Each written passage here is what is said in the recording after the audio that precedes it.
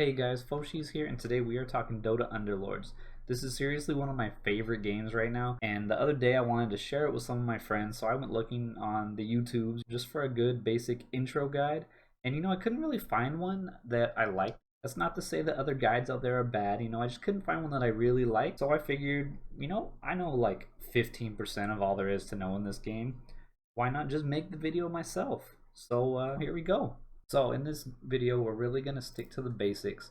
We're not going to teach you how to be the best Dota Underlords player in the world. We're just going to teach you how to play, right? We're getting you started, and we'll cover some of the UI elements and show you how to navigate through the game. We'll cover the units and the alliances, and we'll also touch on some of the specific language that's used in the game so that you know kind of what's going on as you go out and watch some streamers and learn how to get good.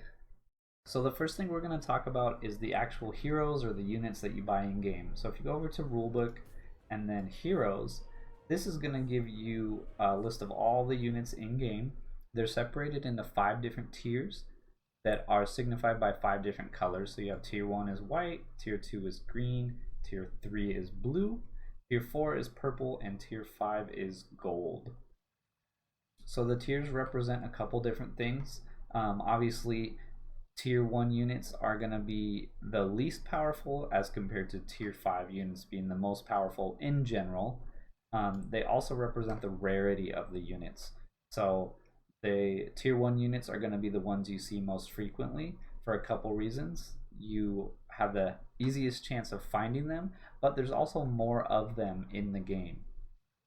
So you see up here it says tier 1 hero, there's 20 copies of each hero in the game.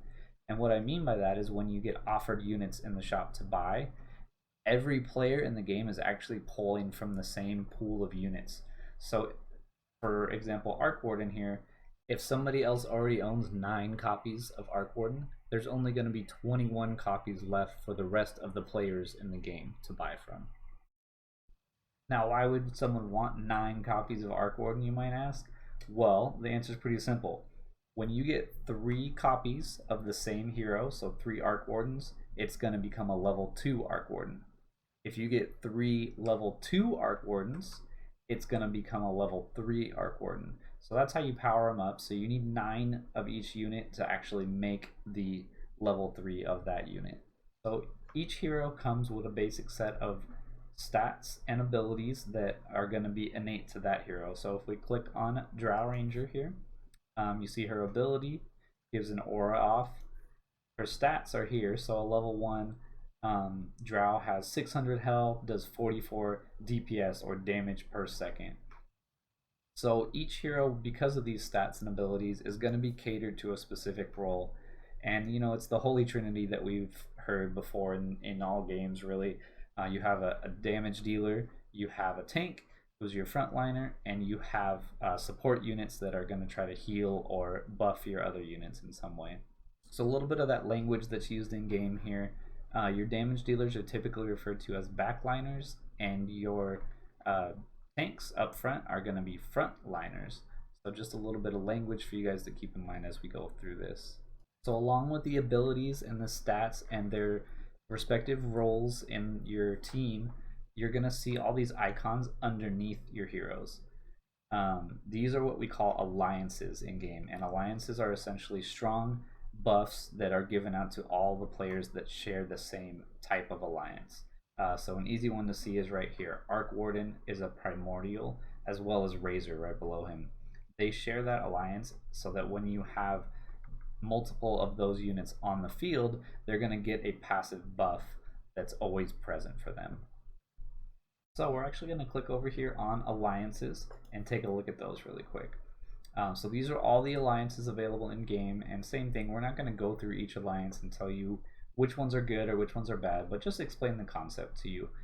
So if we look at assassins here, it tells you right there all the units that give you that assassin alliance. It tells you what the assassin alliance does for you, and then what it also tells you is how many units you need in order to achieve each tier of that alliance. So Assassin Alliance, as we're going through this example, has 2 tiers to it. Each tier requires you to have 3 units to achieve that. So you'd need 3 units for tier 1 and 6 units for tier 2. So if we go back to the Heroes tab, you're going to see that most of these heroes have 2 alliances. Some of them have 3, but most are going to come with 2. And what you're going to have to do is kind of mix and match your units to get strong, powerful units, but also try to match it so that you get the maximum amount of alliances, so that you get those passive buffs to help your heroes be even stronger. There's also a special type of unit in game called an Underlord. The Underlords, you're only going to get 1 per match. There's 4 to choose from: Anesix, Jewel, Hobgen, and Eno. Between the 4, they each have 2 specs.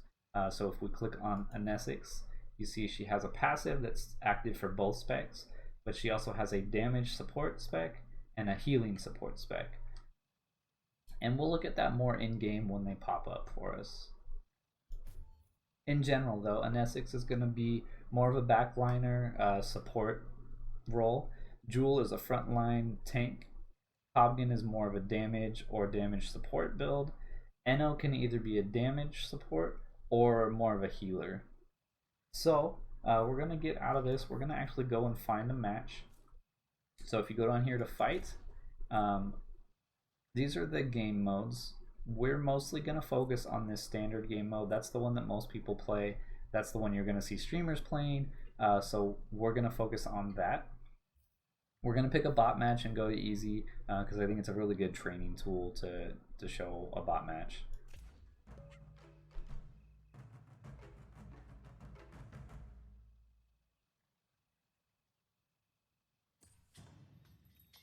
So when we first get in, I'm actually going to pause it.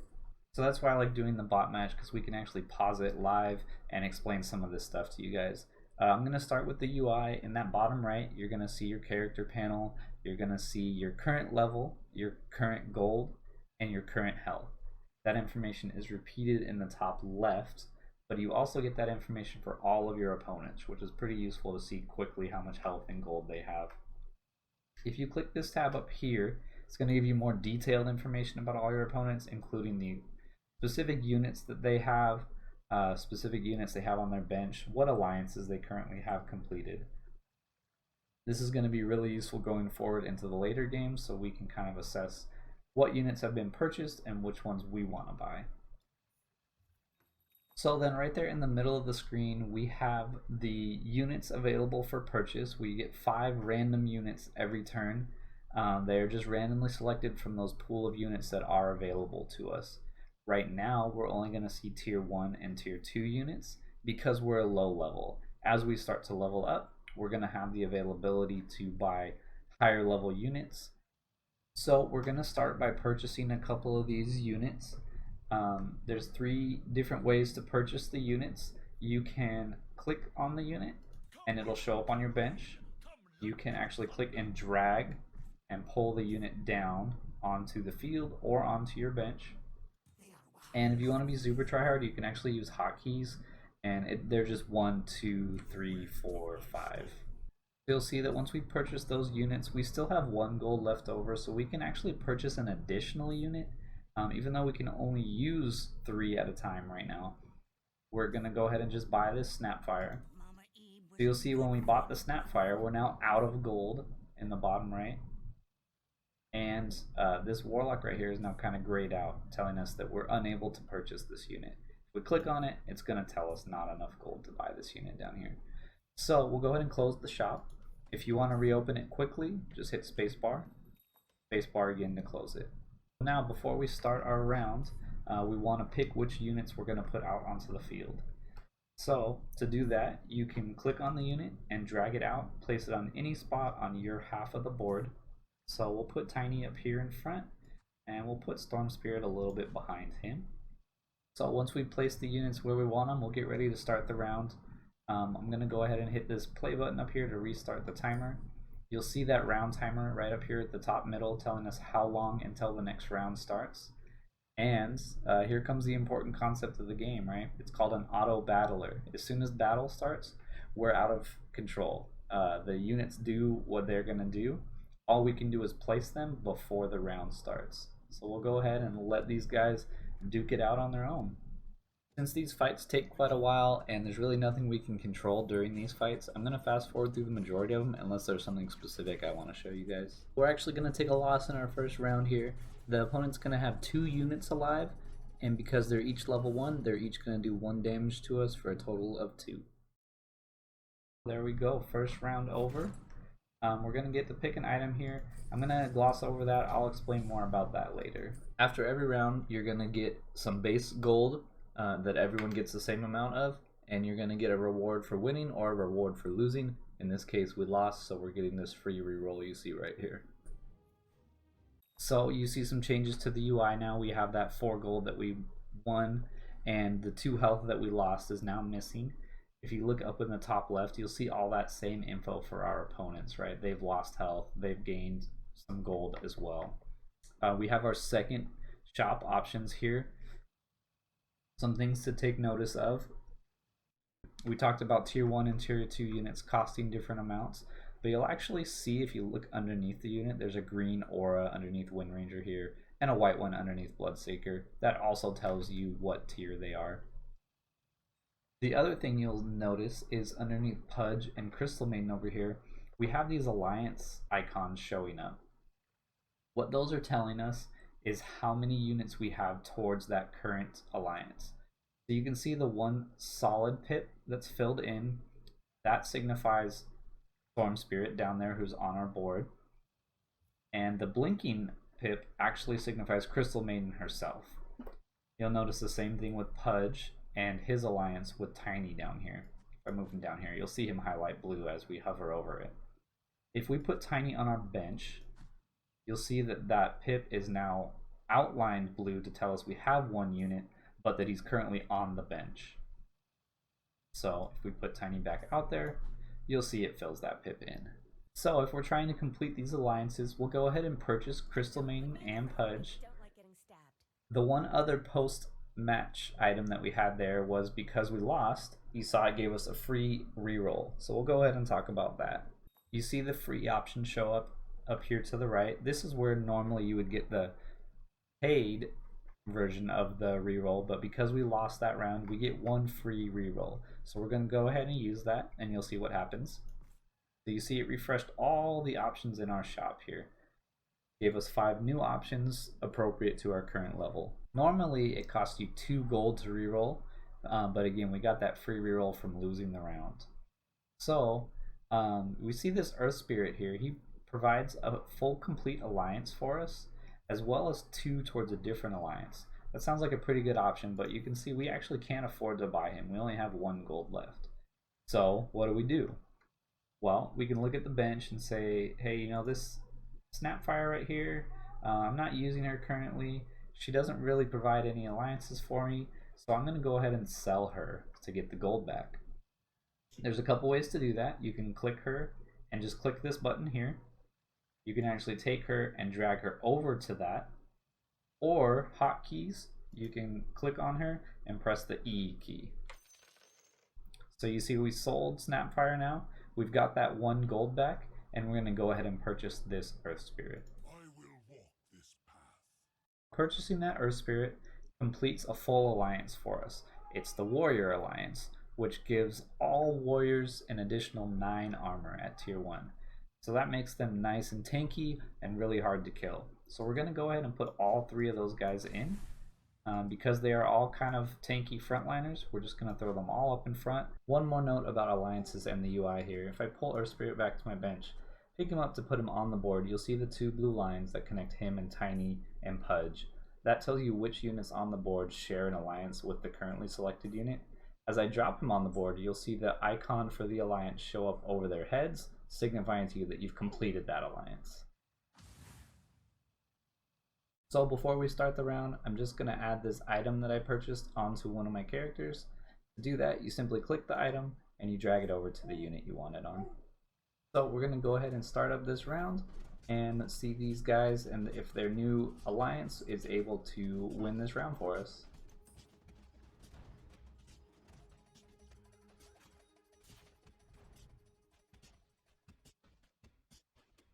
So we're able to pull out the win here in our second round, and you'll see that instead of the free reroll we got for losing, we get 1 bonus gold for winning.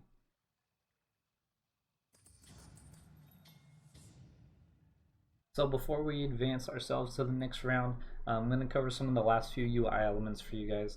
We already talked about the items being over here on the right. Just above that we have the current alliances you have. If the square is filled in like this one, that tells you it's active on your board. All these other ones, because the square is not filled in, tells you that you have units that contribute towards those, but they're not actually active for you. Above that you have the recount for the last round.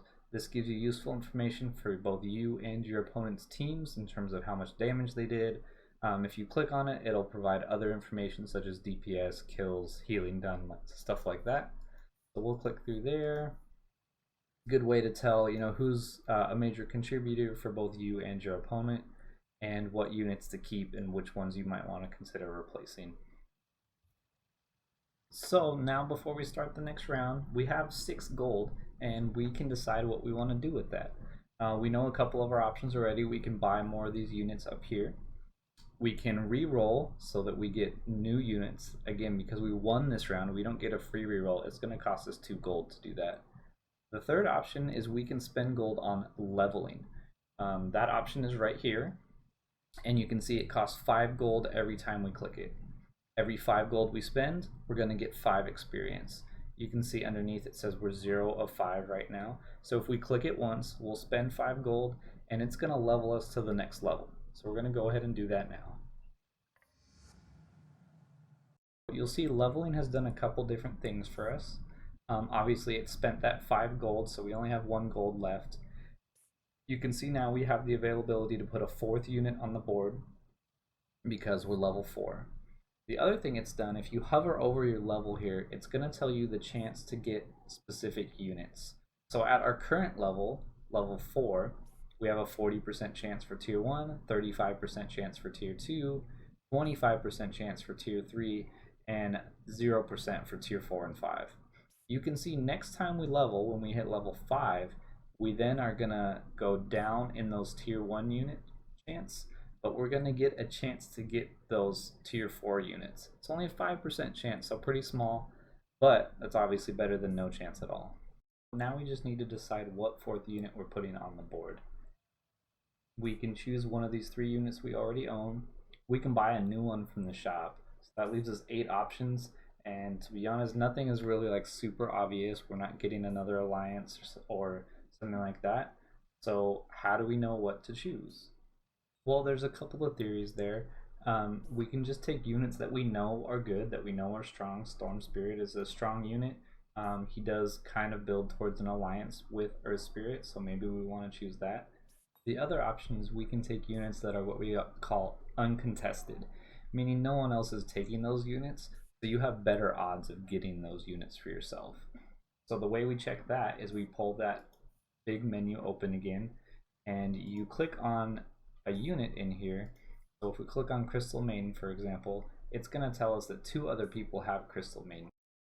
We can do the same for Storm Spirit. No one has that. How about Wind Ranger? That's an available option in our shop right now, and we can see that there's 2 Wind Rangers out there. As I'm looking through, I don't see any Dazzles that anyone owns. And I know Dazzle pairs well with the Warriors. He's a healer, they're tanky, so they kind of complement each other well. So I actually want to go ahead and take that Dazzle.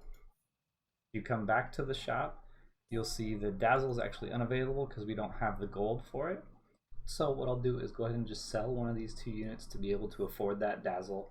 If we go back to that mega menu, we can look through and see, we already saw the Crystal Maiden is owned by 2 other players.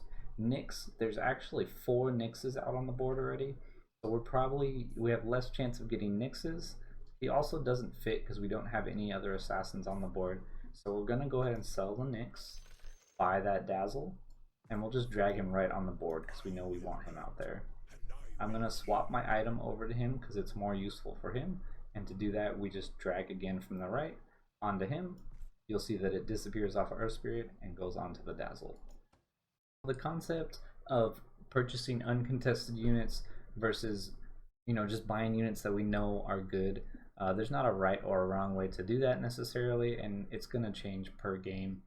Alright guys, I'm going to go ahead and skip ahead a few rounds here. So we're here at the end of round 4. Every 4 rounds you're going to be offered an item, so this will be our second item of the game, and we'll talk a little bit more about them this time. When selecting items, it typically works better to select an item that complements your hero's base skills rather than tries to make up for something that they lack. My first 3 items here don't really do that for me, so I'm going to go ahead and choose the reroll option down at the bottom. My second items, I get a Vanguard, and that's a great item for one of my tanks, so I'm going to go ahead and pick that up. The other thing you'll see here is I'm actually on a winning streak now, so I get that 7 base gold that every player is going to get. I get the extra gold for winning, and now I'm going to get a win streak gold also. If I continue to win, that gold will keep climbing. So with all this gold I'm getting, I see a couple units in the shop I want to buy, but what I'm going to do is I'm going to make sure I stay above 10 gold, and we'll talk about why that is after the round's over.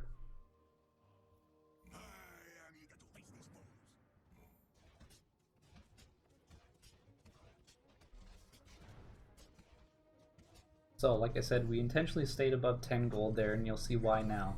As we win, we see we get that same 7 base gold, we still get our winning streak gold and our victory gold, and we're now getting interest gold. So you're going to get 1 interest for every 10 gold you have, up to 30.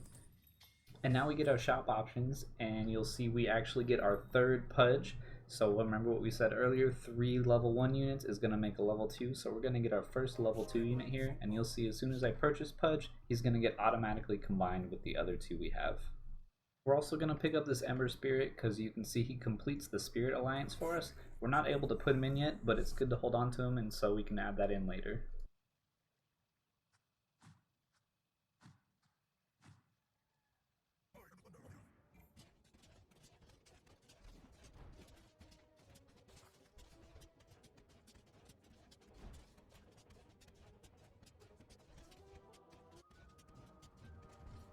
So we talked about how if I keep winning, that win streak gold is going to go up higher. And here I'm on a 5-match win streak, and now you can see I get 2 win streak gold every time. So as we get near the middle rounds of the game, we're going to continue this process that we've started, picking up good, strong units that build towards our alliances, while also trying to maintain that interest gold so that we can maximize our economy.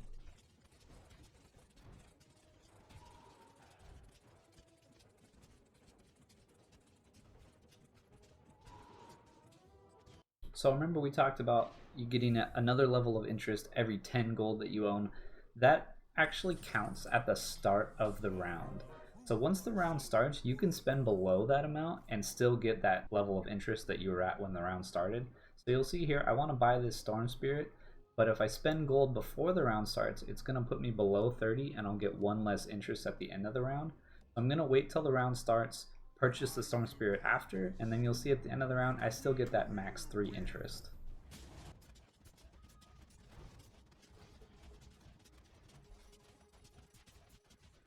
Round 8 is our 3rd item round, and we're going to get offered 2 special types of items here. One of them is called a hat. There's several hats in the game, and what they do is they add a new alliance type to one of your characters. The other type of item is called a contraption. Contraptions, instead of being equipped to a unit, actually move onto your board and act as another character. They typically have special abilities. We're going to take the contraption here so you can see how it works. So at this point in the game, we're safely above our 30 gold max interest point, and we're also in pretty good position health wise. You can see we're in 2nd place, and there's really no benefit at all to staying significantly above that 30 gold mark.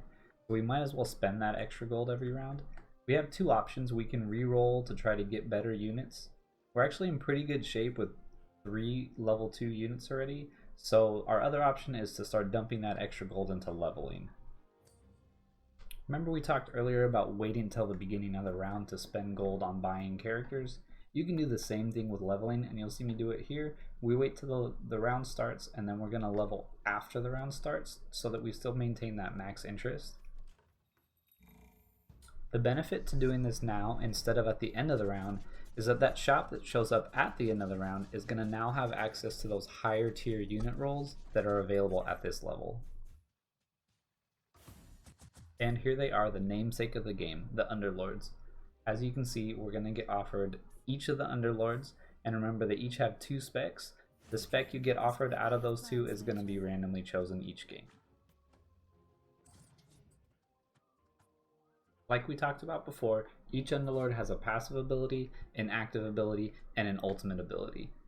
As we start the round here, you'll see that Anessix's active ability and her ultimate ability both go on cooldown. Every time her active ability comes off cooldown, she's going to cast it again. Her ultimate ability, she will only cast once per round.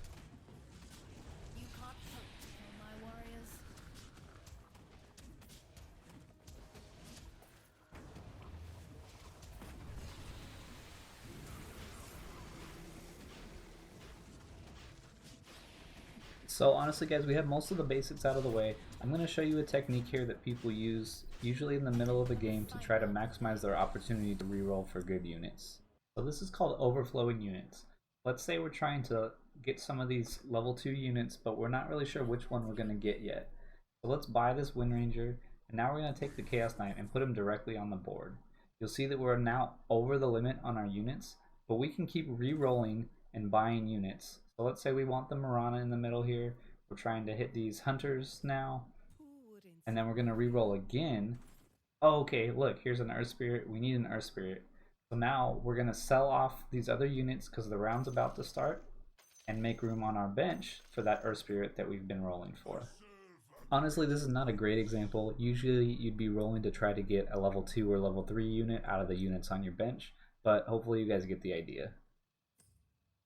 Like I said, y'all, we pretty much have the basics out of the way. I'm going to introduce one final term that you'll hear people talk a lot about. The term is econing, which is basically just short for economizing. It means you're going to continue to economize your gold, spend only down to that 30 gold, and maximize your interest. Honestly, pretty simple concept, but again, it's a term that you'll hear, so I just want you guys to be familiar with it. Alright, so we've jumped ahead again. We're actually going to start seeing the first players get knocked out here. You'll see on that top left, as players get knocked out, it's going to tell you what place they get. One important thing to keep in mind with this is as players get knocked out, any units that they own that are on the field or on their bench get returned to the unit pool and now have a higher chance of showing up in your shop again. I can't believe I'm saying this, guys, but that is it. That's the end of the video. I hope you enjoyed it. I hope you guys learned a thing or two about Dota Underlords, and hopefully you're excited to go out and try the game. If you have any questions, feel free to drop a comment here on the video, or you could always find me at twitch.tv/Foshees. Until then, this is Foshees signing off. I hope you guys have a wonderful day.